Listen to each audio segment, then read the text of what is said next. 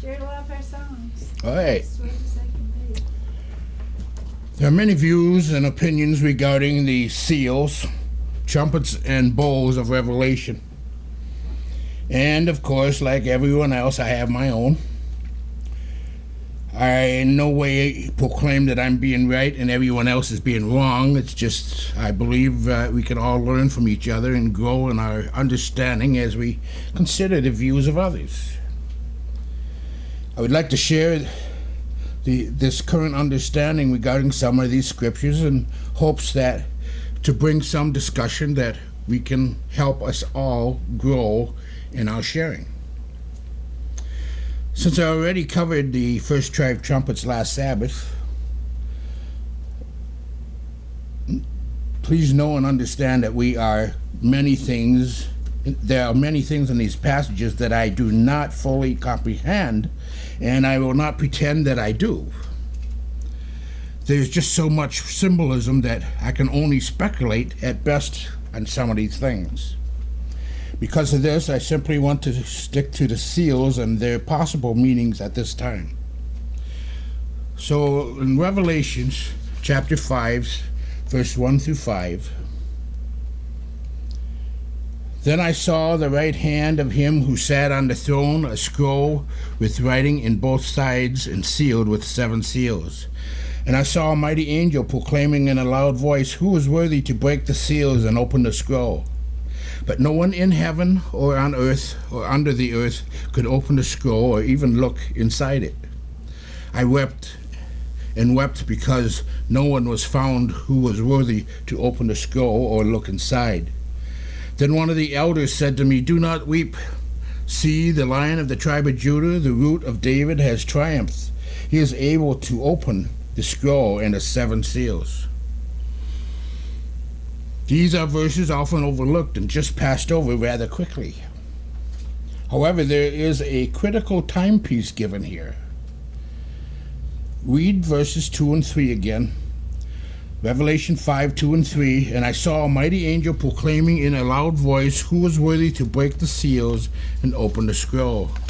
But no one in heaven or on earth or under the earth could open the scroll or even look inside it." No one in heaven, on earth, or under it. That's pretty much everywhere, isn't it? Actually, no. This is the critical timepiece that is so often overlooked. Many believe that John is seeing heaven at the time he was in the Spirit. However, I believe John was taken back in time. I know it may sound strange, but stay with me on this. We know that after the ascension in Acts 1, that Yeshua has been in heaven ever since. Acts 3, verse 20, "And that he may send the Messiah who has been appointed for you, even Yeshua, he must remain in heaven until the time comes for Elohim to restore everything as he promised long ago through his holy prophets." Acts 7, verse 55 says, "But Stephen, full of the Holy Spirit, looked up to heaven and saw the glory of Elohim and Yeshua standing at the right hand of Elohim." Romans 8:34, "Who is he that condemns? Messiah Yeshua, who died. More than that, who was raised to life, is at the right hand of Elohim and is also interceding for us." In Hebrews 9, verse 24, "For Messiah did not enter a man-made sanctuary that was only a copy of the true one. He entered heaven itself, now to appear for us in Elohim's presence." So knowing all that, he has been in heaven ever since. So why is it he not in heaven when John says in the Spirit as given in Revelation? Again, in Revelation 5:2, "And I saw a mighty angel proclaiming in a loud voice, 'Who is worthy to break the seals and open the scroll?' But no one in heaven or on earth or under the earth could open the scroll or even look inside of it." Is that everywhere? Actually, no. Notice it doesn't say below heaven or above earth. Where is Yeshua? He was in the process of coming to heaven. What John is being shown here is the time just after Acts chapter 1. Acts chapter 1, verse 9. And he said this as he was taken up before their very eyes, and a cloud hid him from their sight. John was seeing the past at this very moment. He wasn't seeing or the present or even the future. He was seeing the past. No one was in heaven at that moment who could open the scroll. No one was on the earth or below the earth who was capable of opening the scroll. The one who was capable of opening the scroll was actually between heaven and earth at that very moment. And after that, notice verse 5 and 6. Revelation 5, verse 5 and 6. Then one of the elders said to me, "Do not weep. See, look, the Lion of the tribe of Judah, the Root of David, he's triumphed. He is able to open the scroll and its 7 seals." Then I saw the Lamb looking as if it had been slain, standing in the center of the throne, encircled by the 4 living creatures and the elders. He had 7 horns and 7 eyes, which are the 7 spirits of Elohim sent out into all the earth. The Lamb enters the scene. Yeshua, having his scars from being slain on the stake, is now seen in heaven. Revelation 5, 7 through 14. He came and took the scroll from the right hand of him who sat on the throne. And when he had taken it, the 4 living creatures and the 24 elders fell down before the Lamb. Each one had a harp, and they were holding golden bowls full of incense, which are the prayers of the saints. And they sang a new song. "You are worthy to take the scroll and to open its seals, because you were slain, and with your blood you purchased men for Elohim from every tribe and language and people and nation. You have made them to be a kingdom and priests to serve our Elohim, and they will reign on the earth." Then I looked and heard a voice of many angels, numbering thousands upon thousands and 10,000 times 10,000s. They encircled the throne and the living creatures and the elders. In a loud voice they sang, "Worthy is the Lamb who was slain, to receive power and wealth and wisdom and strength and honor and glory and praise." Then I heard every creature in heaven and on earth and under the earth and on the sea and all that is in them, singing, "To him who sits on the throne and to the Lamb be praise and honor and glory and power forever and ever." The 4 living creatures said, "Amen," and the elders fell down and worshipped. All heaven and creation declares what he has just completed through his death and resurrection. Again, the text seems to show that Yeshua was truly just come on the scene and is now getting ready to break the seals. In fact, the song they sing is declared new in verse 9. This is something we must consider. If this is taking place years after his death and resurrection, how can it really be new? Doesn't it make more sense that it is new because it truly just happened? And with all of this text making it seem like he had just accomplished all of this, I can't help but wonder if this actually happened at his ascension as first fruits. It definitely makes sense. So we see that the seals are about to actually be broken just after Yeshua has entered into heaven. This truly changes the perspective of how these seals should be viewed. Revelation 6, verse 1 and 2. I watched as the Lamb opened the first of the 7 seals. Then I heard one of the 4 living creatures say in a voice like thunder, "Come!"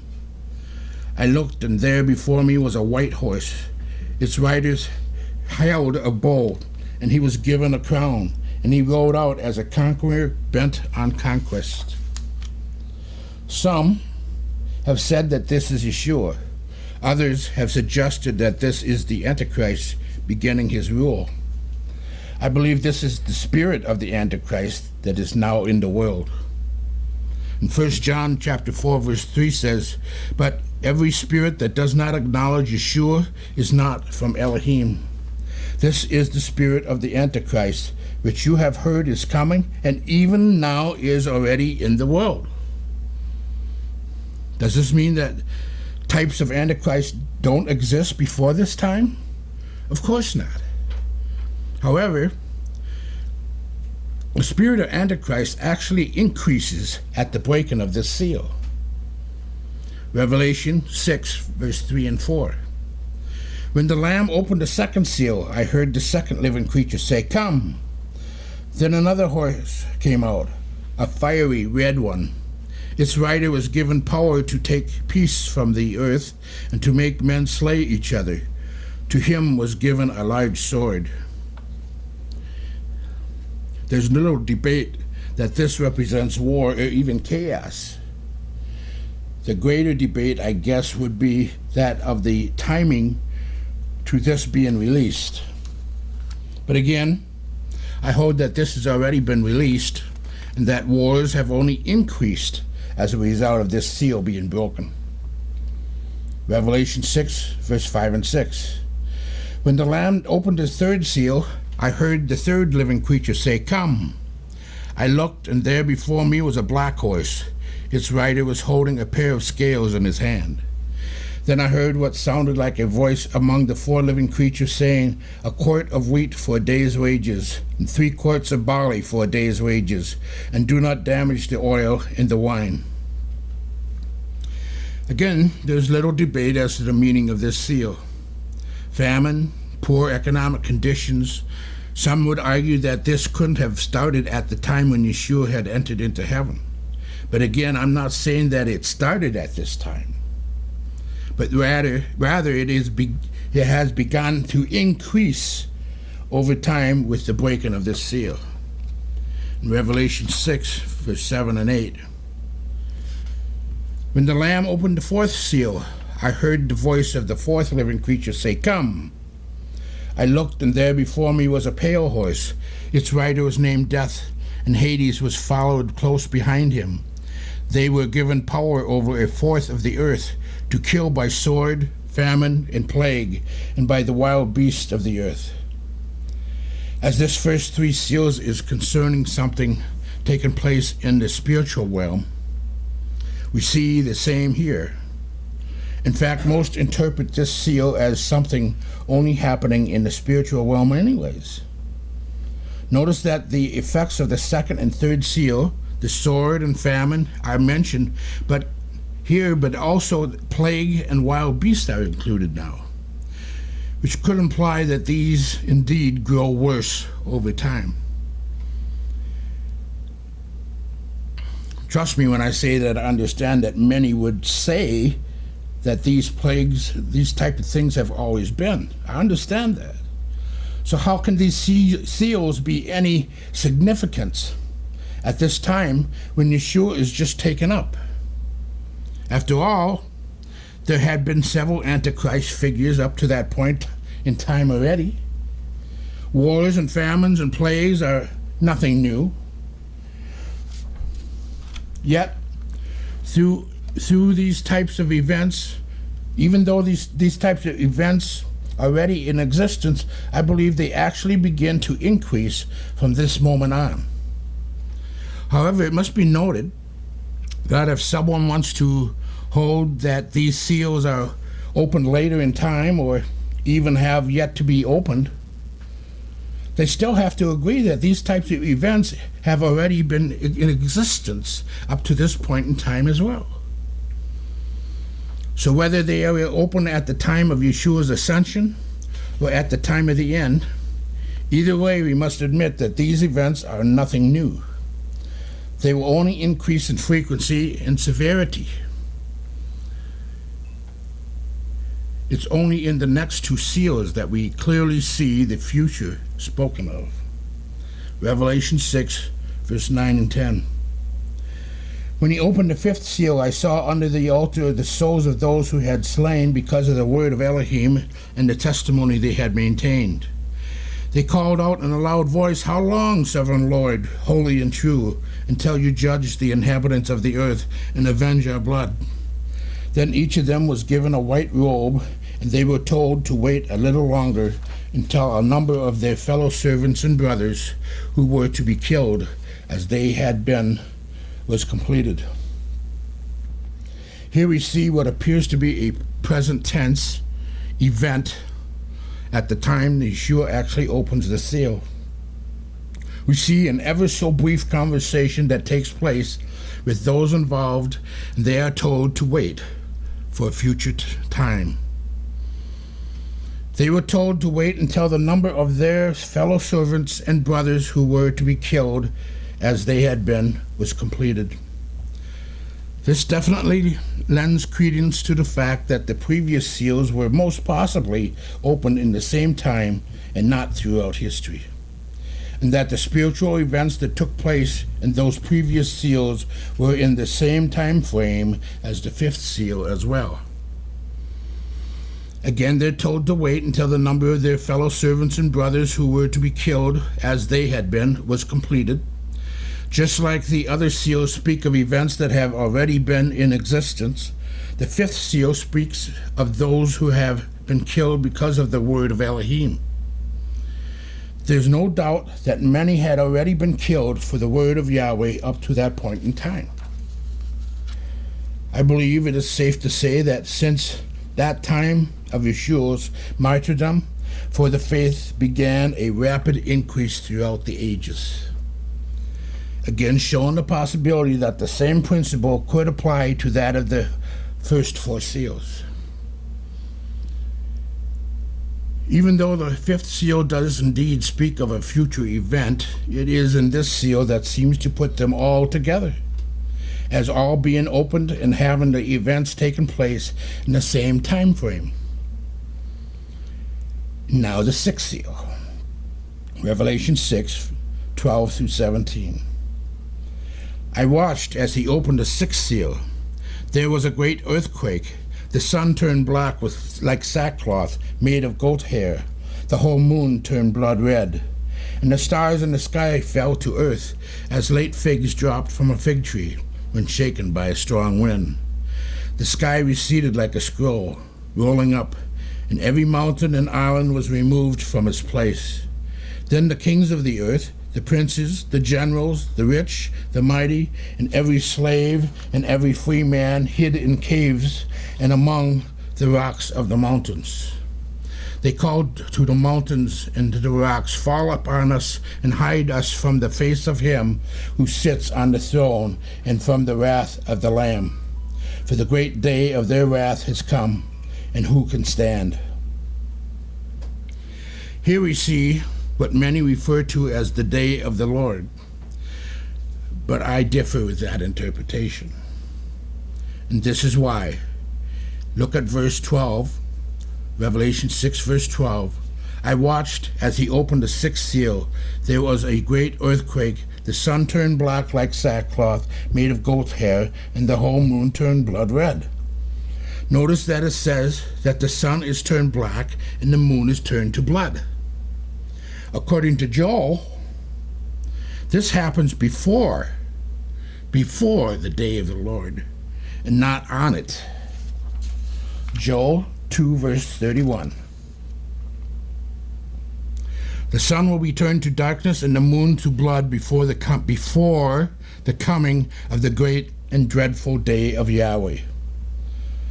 So from Joel alone, we see this doesn't line up as being the return of Yeshua. Yeshua himself says what will happen at his return in Matthew 24, verse 29 and 30. Immediately after the distress of those days, the sun will be darkened, the moon will not give its light, the stars will fall from the sky, and the heavenly bodies will be shaken. At that time, the sign of the Son of Man will appear in the sky, and all the nations of the earth will mourn. They will see the Son of Man coming on the clouds of the sky with power and great glory. At his return, we see that the sun is only darkened, and the moon will not give its light at all. So clearly, this seal is not discussing the Lord's return. Another perspective on this is in verse 15 through 17. Revelation 6:15. Then the kings of the earth, the princes, the generals, the rich, the mighty, and every slave and every free man hid in caves and among the rocks of the mountains. They called to the mountains and to the rocks, "Fall on us and hide us from the face of him who sits on the throne and from the wrath of the Lamb. For the great day of their wrath has come, and who can stand?" Here we see kings of the earth, princes, and generals hiding on the ground. Does this sound like the Battle of Armageddon? Hardly. At Yeshua's return, there is a much different picture with what happens with the kings and the armies. Revelation 16, verse 13 through 16. Then I saw 3 evil spirits that looked like frogs. They came out of the mouth of the dragon, out of the mouth of the beast, and out of the mouth of the false prophet. They are spirits of demons performing miraculous signs, and they go out to the kings of the whole world to gather them for the battle on the great day of Elohim Almighty. Behold, I come like a thief. Blessed is he who stays awake and keeps his clothes with him, so that he may not go naked and be shamefully exposed. Then they gathered the kings together to the place that in the Hebrew is called Armageddon. Plus in Revelation 19, verse 17 to 19, and I saw an angel standing in the sun, who cried in a loud voice to all the birds flying in midair, "Come, gather together for the great supper of Elohim, so that you may eat the flesh of kings, generals, the mighty men of horses and their riders, and the flesh of all people, free and slaves, small and great." Then I saw the beast and the kings of the earth and their armies gathered together to make war against the rider on the horse and his army. So it's clear that the 6th seal is not the return of Yeshua. Please know that I agree that it can indeed look like it is, especially in light of verse 17, in Revelation 6, verse 17, for the great day of their wrath has come, and who can stand? But know that the word for day here is number 2250, Hemera, Hem-era, H-E-M-E-R-A. It simply carries the meaning of a time period, not necessarily a single day. So it could be rendered, for the great time of their wrath has come, and who can stand? I believe this is possible, that this is declaring the beginning of the end has started.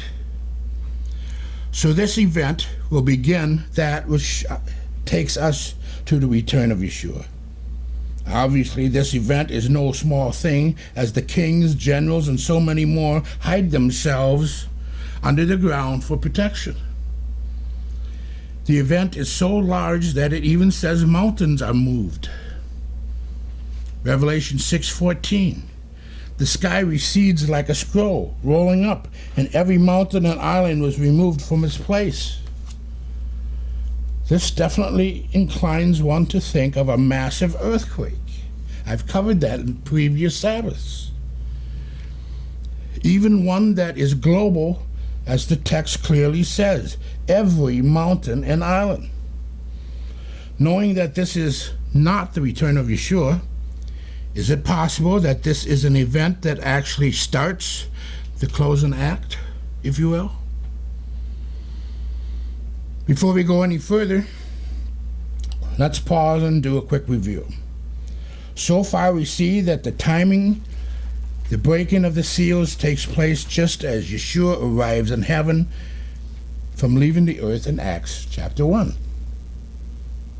We see it's possible that the first 5 seals were all opened, and the events of those seals actually began and started to increase on the earth from that very moment.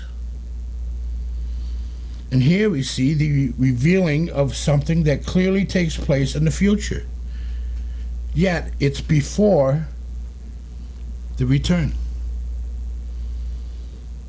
Is it possible that this could actually be the event that truly begins the end time? I believe this is. Consider the words of Yeshua in Matthew 24, verse 5. For many will come in my name, claiming I am the Messiah, and will deceive many. You will hear of wars and rumors of wars, but see to it that you are not alarmed.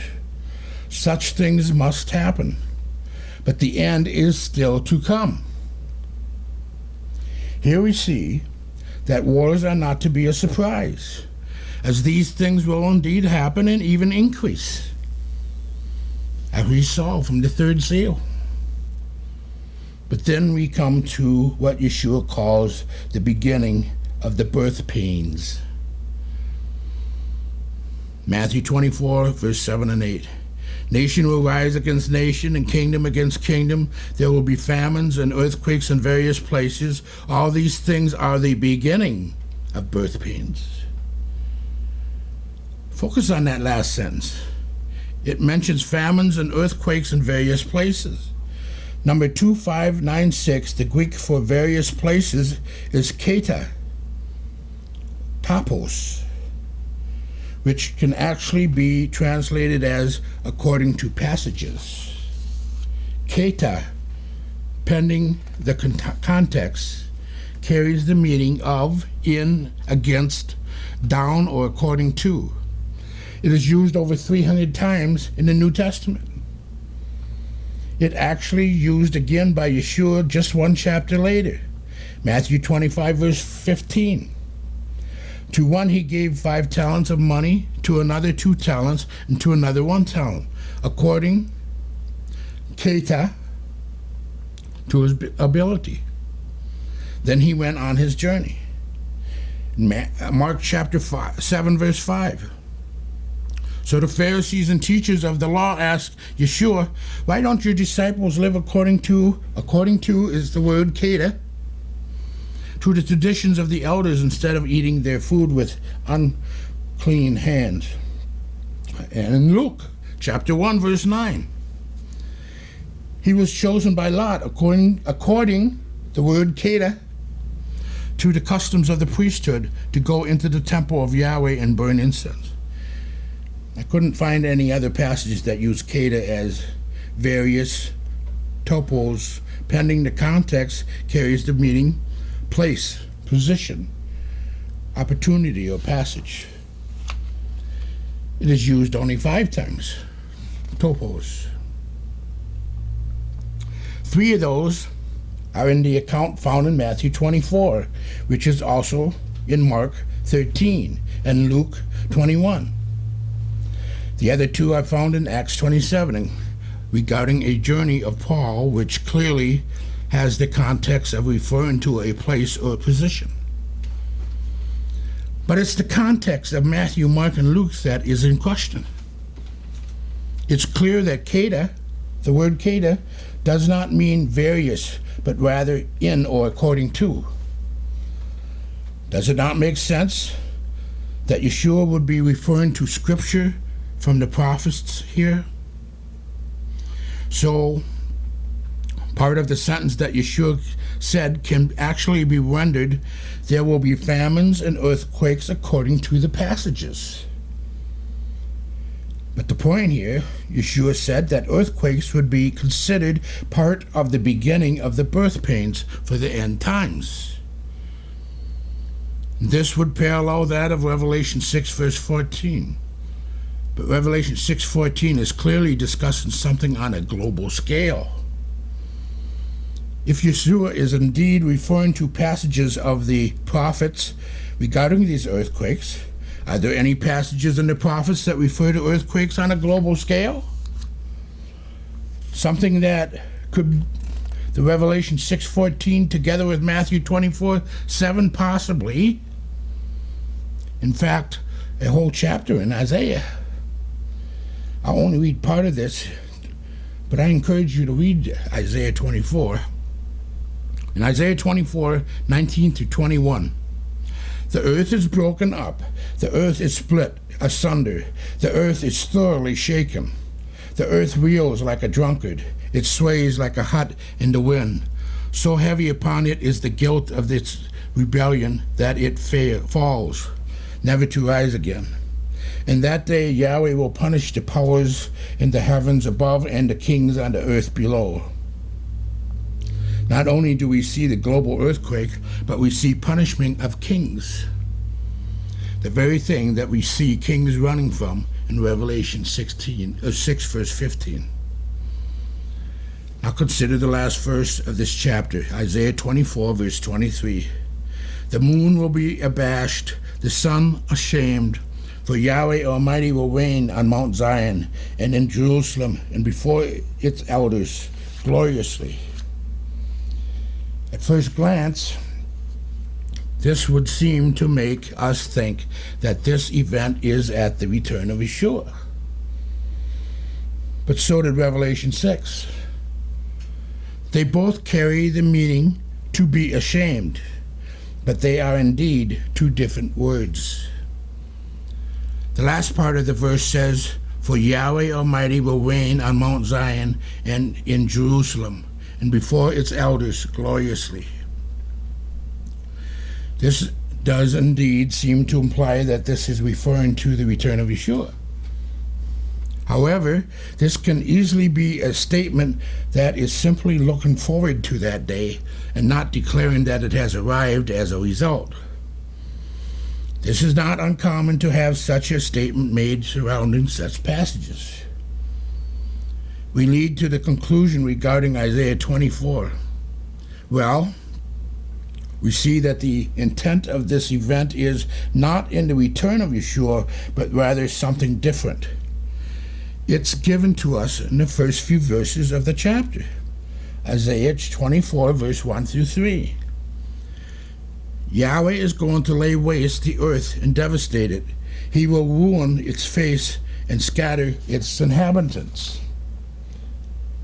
It will be the same for priests as for people, for masters as for servants, for mistresses as for maid, for seller as for buyer, for borrower as for lender, for debtor as for creditor. The earth will be completely laid waste and totally plundered. Yahweh has spoken this word.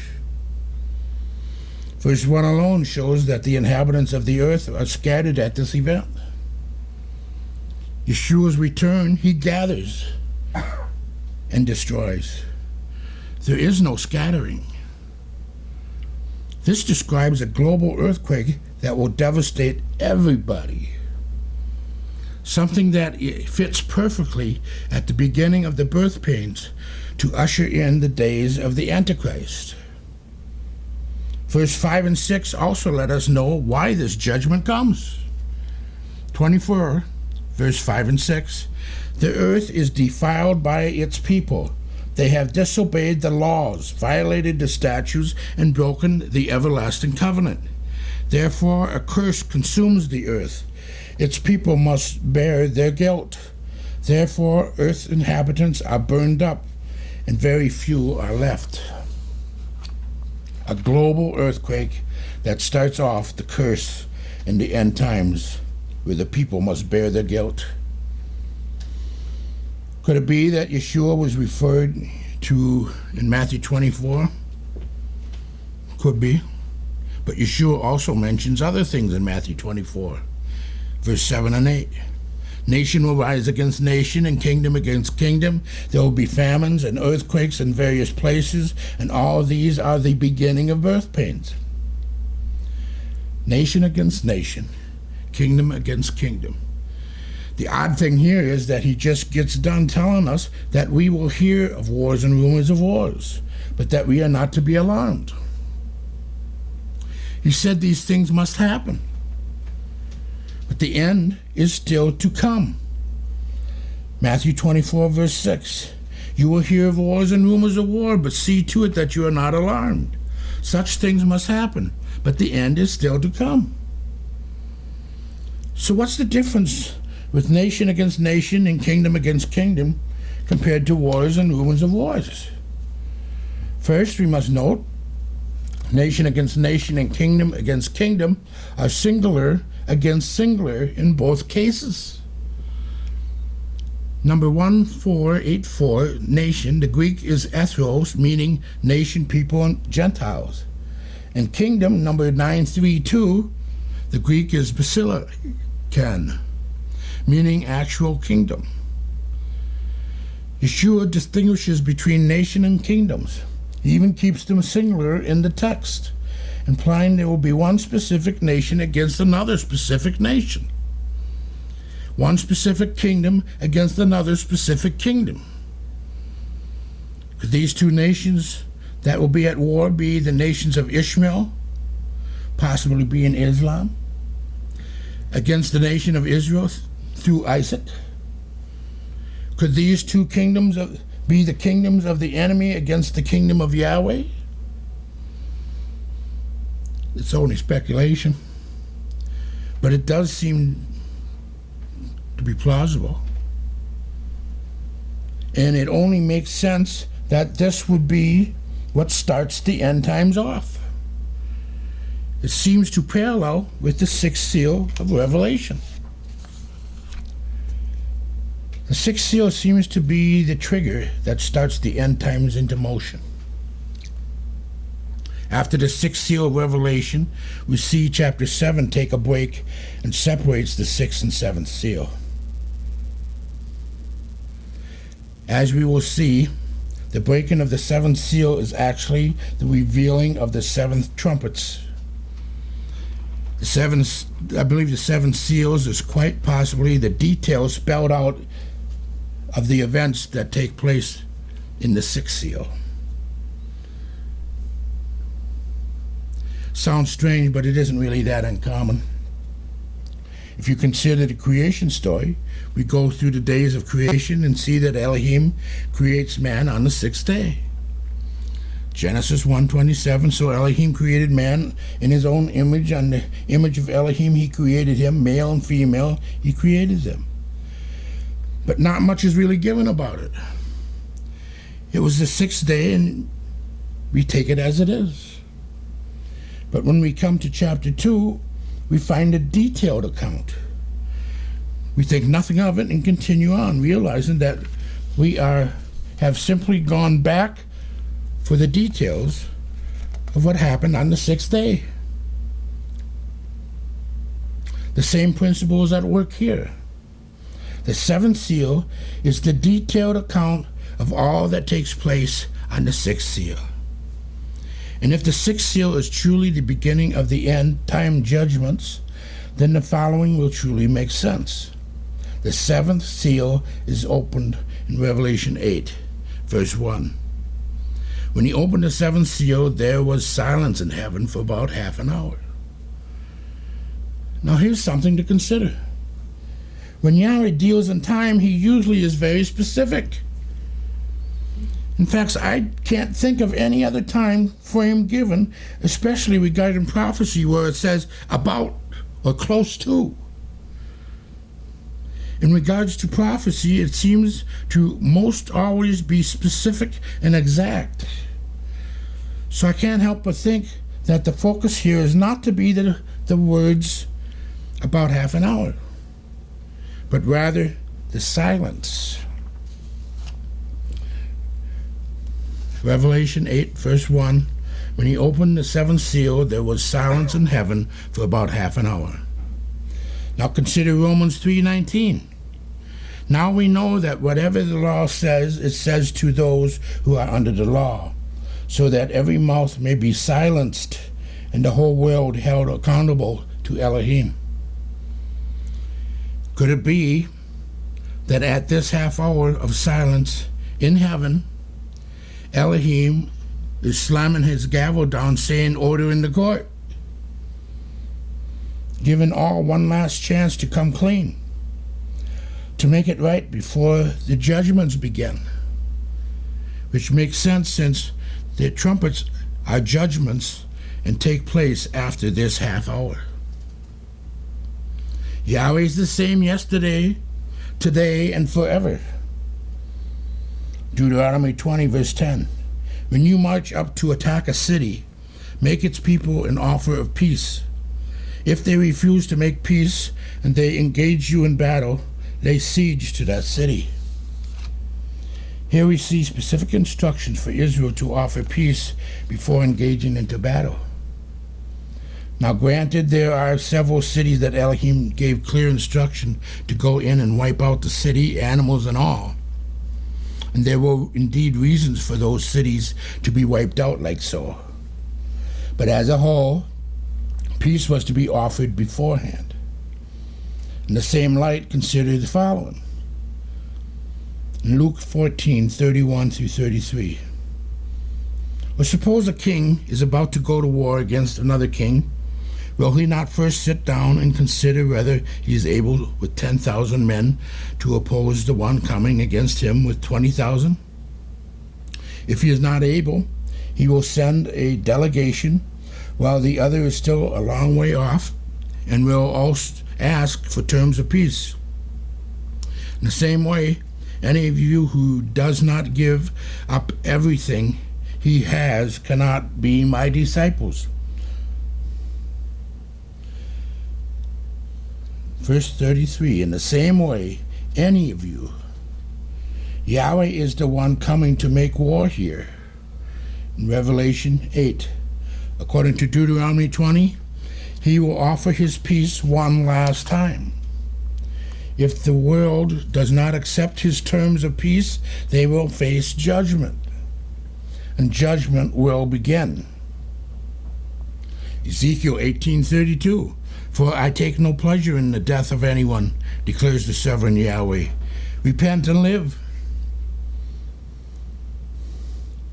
In my opinion, there is more harmony in the scriptures and far more evidence pointing to this line of reasoning as to the silence, bearing the significance here and not so much as the half hour.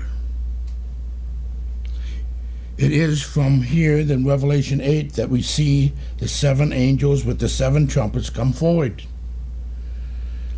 Just before the angels blow their trumpets, in verse 3 through 5 explains that another angel comes forward. He hurls a censer filled with fire from the altar in heaven down to the earth, resulting in a earthquake taking place. When we see the trumpets follow. So peace was just offered and the trumpets begin. Don't forget that the trumpets are used to signify war. Could these trumpets be the declaration of war? With that in mind, consider the following verse in Jeremiah that many parallel with the global earthquake found in Isaiah 24. Jeremiah 4, verse 19 and 20. Oh, my anguish, I writhe in pain. Oh, the agony of my heart pounds within me. I cannot keep silent, for I have heard the sound of the trumpet. I have heard the battle cry. Disaster follows disaster. The whole land lies in ruins. In an instant, my tents are destroyed, my shelter in a moment. Could this imply the timing being that of tabernacles? Jeremiah 4, verse 20. Disaster follows disaster. The whole land lies in ruins. In an instant my tents are destroyed, my shelter in a moment. How long must I see the battle standard and hear the sound of the trumpet? Why is he hearing the trumpet so much? Could it be that these were the last 5 trumpets in Revelation that take one after the other in one day? Jeremiah 4:22.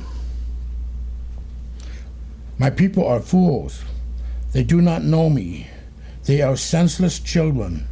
They have no understanding. They are skilled in doing evil. They know not how to do good. I looked at the earth, and it was formless and empty, and at the heavens, and their light was gone. I looked at the mountains, and they were quaking. All the hills were swaying.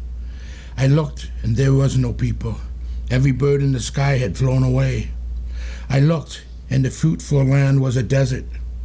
All of its towns lay in ruin before Yahweh, before his fierce anger. This is what Yahweh says: the whole land will be ruined, though I will not destroy it completely. Therefore the earth will mourn, and the heavens above grow dark, because I have spoken and will not relent. I have decided and will not turn back. There's no doubt that this can easily be seen as a parallel in Isaiah 24, and can truly tie Isaiah 24 to the first 5 trumpets in Revelation. But is there a way for us to know what day all this could actually happen on? Not really. We know that the Father shows and reveals his hand in patterns, most often in conjunction with his feast days. For example, we all know the deliverance came to Israel in Egypt on the first day of unleavened bread. But is this the only deliverance we see on the first day of unleavened bread? Maybe not. Consider what happened to Lot in Sodom. We know that 2 angels came to deliver him. Genesis 19, verse 1. The 2 angels arrived in Sodom in the evening, and Lot was sitting in the gateway of the city. When he saw them, he got up to meet them and bowed down with his face to the ground. "My lords," he said, "please turn aside to your servant's house. You can wash your feet and spend the night, and then go on your way early in the morning." "No," they said, "we will spend the night in the square." But he insisted so strongly that they did go with him and entered his house. He prepared a meal for them, baking bread without yeast, and they ate. First, in verse 1, we note that it was in the evening. And then in verse 3, he prepared a meal for them, but it wasn't a regular meal. It specifically says the bread was without yeast. When is bread made without yeast? The Feast of Unleavened Bread. It is very possible that this phrase, baking bread without yeast, was simply added to let us know what time it actually was. In a similar fashion, when we hear turkey and dressing or Turkey Day, it brings to mind to certain people what day I'm talking about: Thanksgiving.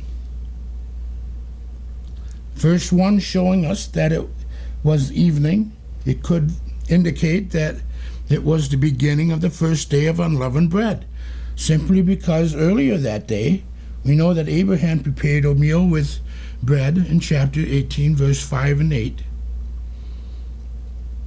through 8. Further evidence points to this being possible, that in that conversation with Abraham, he was told that at the same time next year Sarah will have a son. Genesis 18:14. Is anything too hard for Yahweh? I will return to you at the appointed time next year, and Sarah will have a son. The Hebrew word for appointed is moed, which is the same word used in referring to the feast days. It's very possible that this evening was the start of unleavened bread. The next morning, we see the deliverance of Lot and his family in Sodom, again showing deliverance on the first day of unleavened bread, referred to by some as Passover.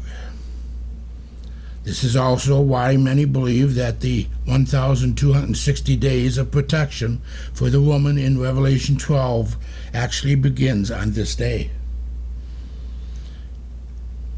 Because we know that the Father shows and reveals his hand in patterns, and most often in conjunction with his feast days. Every time we keep a feast, we should expect something to happen. Many struggle with this. They say the Father didn't give the feast days until Moses with the written law. Yahweh's law is forever. It's even declared that Abraham followed all of Yahweh's laws and commands. And this was before Moses wrote them down. Genesis 26, verse 4. I will make your descendants as numerous as the stars in the sky, and will give them all these lands, and through your offspring all nations of the earth will be blessed, because Abraham obeyed me and kept my requirements, my commands, my decrees, and my laws. Yahweh's word truly stands forever, and just because they weren't written down doesn't mean that they didn't know about them. They could very easily have been passed down orally, as it seems to be the case. And one more element to consider. As mentioned, we now see that deliverance on Passover happened in Sodom and in Egypt. Now consider the following verse regarding the two witnesses. Revelation 11, verse 8. Their bodies will lie in the streets of this great city, which is figuratively called Sodom and Egypt, where also their Lord was crucified. No doubt this is referencing Jerusalem. However, we find it interesting that the two places of major events that is recorded on previous Passovers is given as figuratively named for Jerusalem. What is the prophetic significance?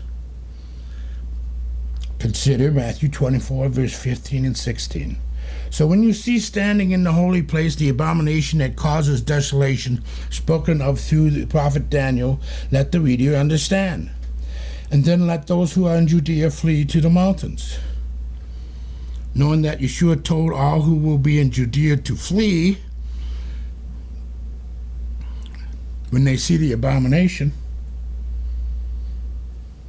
it only makes sense that this is where the Antichrist will rule, and Yahweh's people will have to flee from there first, implying all the more that the time of the Antichrist will begin his rule at the time of a future Passover. All that being said, let's go back to the question.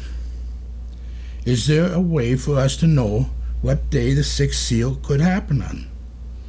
If patterns are something for us to consider, then we need to consider the pattern offered with the 10 plagues that fell upon Egypt. It is believed by some that the plagues actually lasted up to 6 months or even longer. If they did indeed last up to 6 months or longer, that would put them starting at the time of the fall feast, Tabernacles, which starts on the 15th day of the 7th month.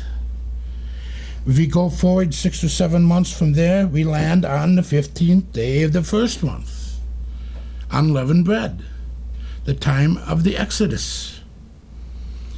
If this is truly the case, what does it mean? If we believe that Yahweh does indeed utilize his feast for moving in his people's lives, it could indeed mean that Yahweh spoke to Moses through the burning bush on trumpets when he told him to go back to Egypt. So he begins his long journey back to Egypt. 10 days later, appears before Pharaoh on the Day of Atonement.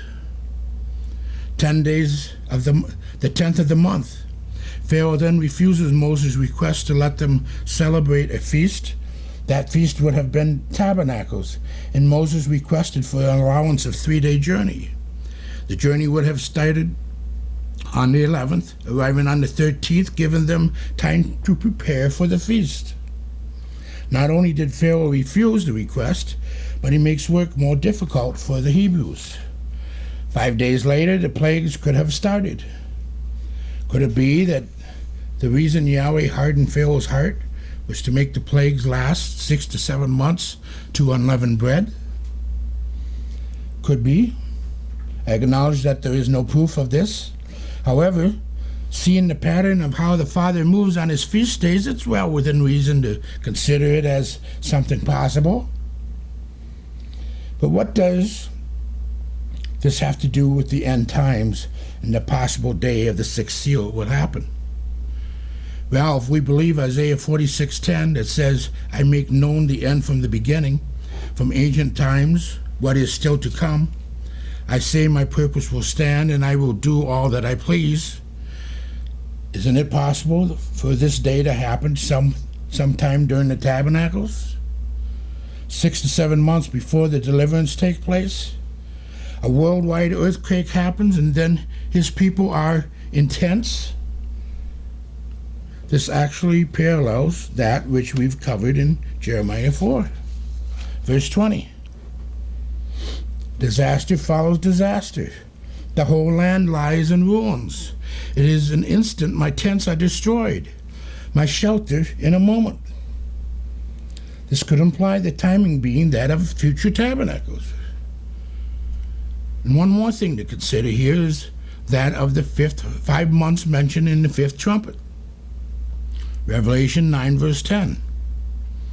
They had tails and stings like scorpion, and in their tails they had power to torment people for 5 months.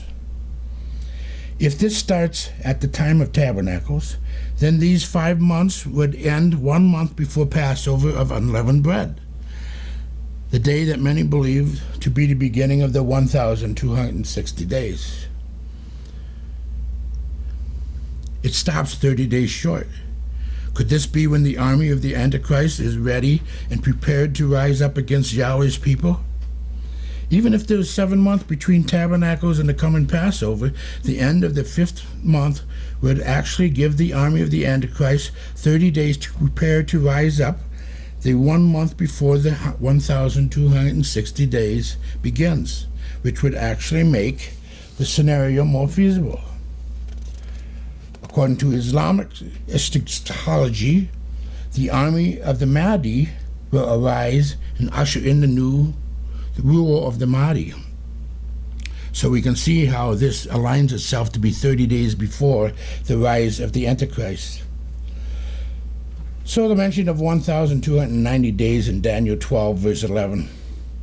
From the time that the daily sacrifice is abolished and the abomination that causes desolation is set up, there will be 1,290 days.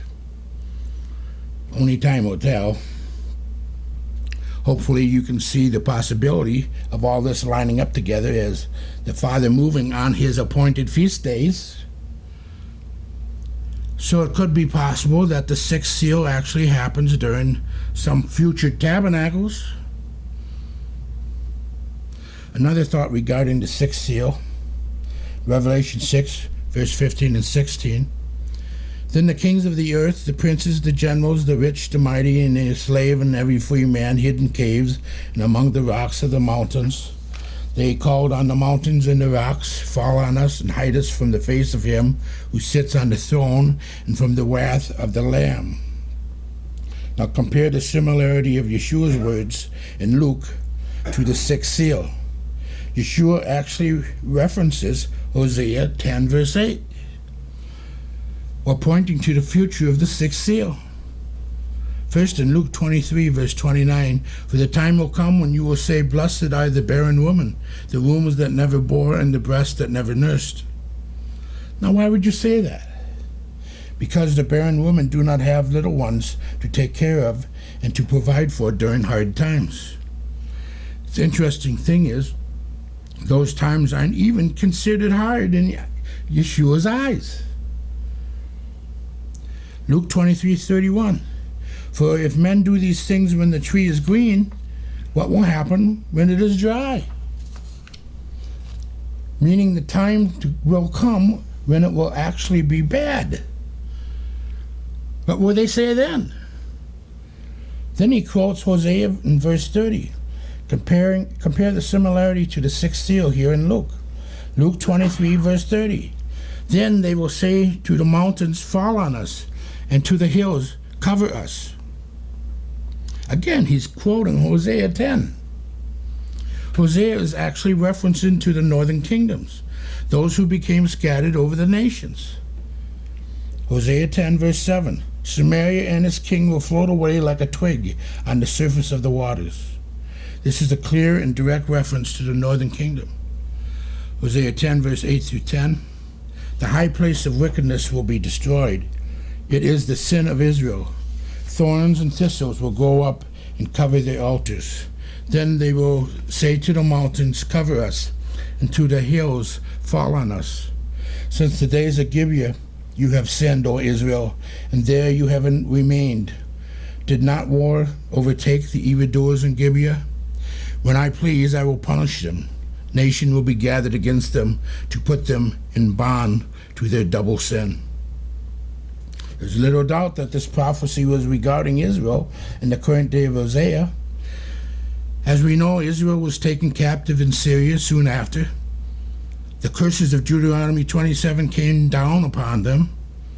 However, again, we see clearly that Yeshua is referring to these verses and that they parallel those of the sixth seal, implying cyclical patterns.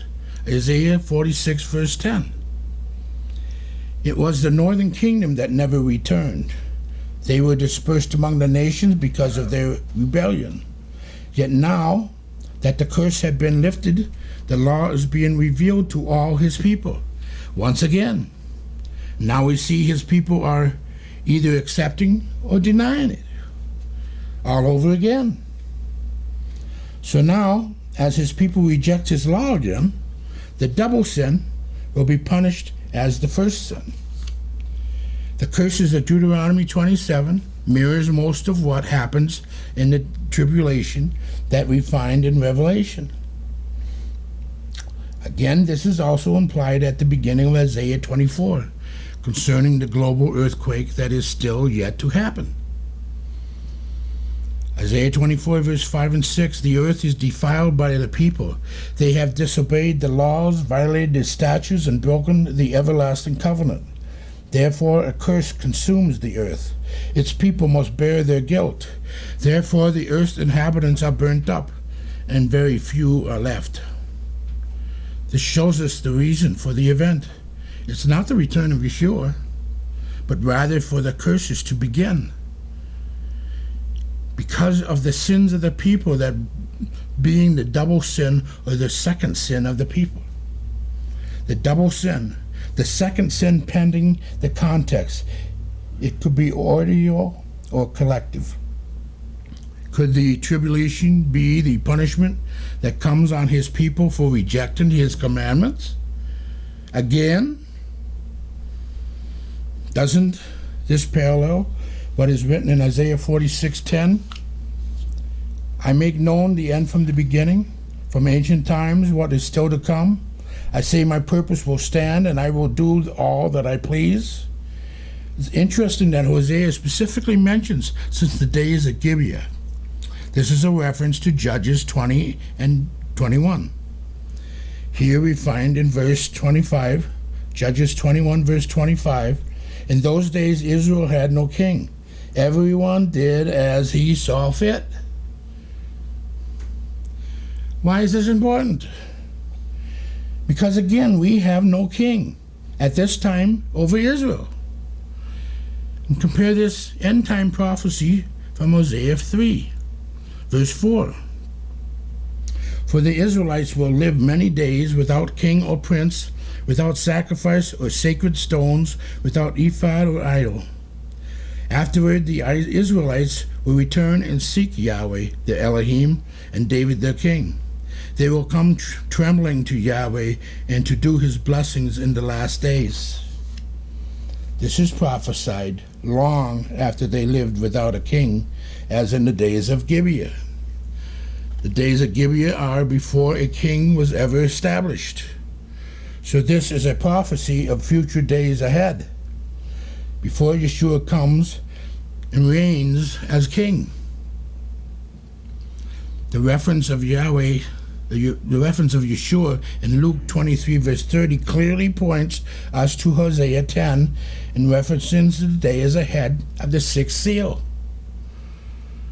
With Hosea mentioning the second sin, we can't help but ponder the curses of Deuteronomy 27.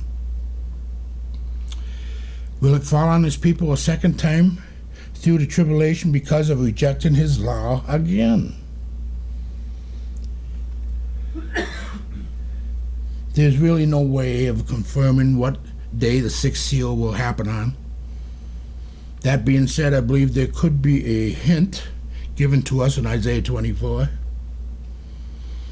The whole chapter is regarding this global earthquake. Yet in the middle of the chapter, between all of this chaos, we find this verse in Isaiah 24:14. They raise their voices, they shout for joy. From the west they acclaim about Yahweh's majesty. Therefore in the east give glory to Yahweh. Exalt the name of Yahweh, the Elohim of Israel, in the islands of the sea. From the ends of the earth we hear singing, glory to the righteous one. But I said, waste away, I waste away. Woe to me, the treacherous betray.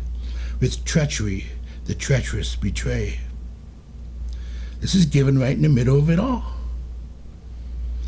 It would appear that these people are declaring the praises of Yahweh, implying that they are followers of his ways. However, Isaiah makes it very clear that these are not what they appear. He declares, but I said, I waste away, I waste away. Woe to me, the treacherous betray. The treachery of the treacherous betray. What does that mean? It means their lives betray what their mouth declares. Today many claim the glory of the Father, but do not walk in his ways. In fact, they mock his ways. They scorn his Torah, even though they sing his praises. Even though they are passionate about their worship to Elohim, in their own ways, their lives betray what they sing as they reject his eternal Torah. In fact, today parallels much of what we see in the days of Gibeah. In those days, Israel had no king. Everyone did as they saw fit. There's only one day that I can think of that those who reject his Torah actually gather together to sing his praises as they see fit. And what day is that? Sunday. Could this really be a hint that Isaiah is referring to? That all the earth will quake on that day, on the week that those who reject the Torah gathered together on to actually sing his praises, as described in verse 14 through 16? There's no real way to know for sure, but it does seem to fit. You read Isaiah 24. Grab the whole picture for yourself. There's so much for us to consider as we continue to grow. May we always be open to digging and learning. May Yahweh bless you with eyes to see and ears to hear. Yahweh bless.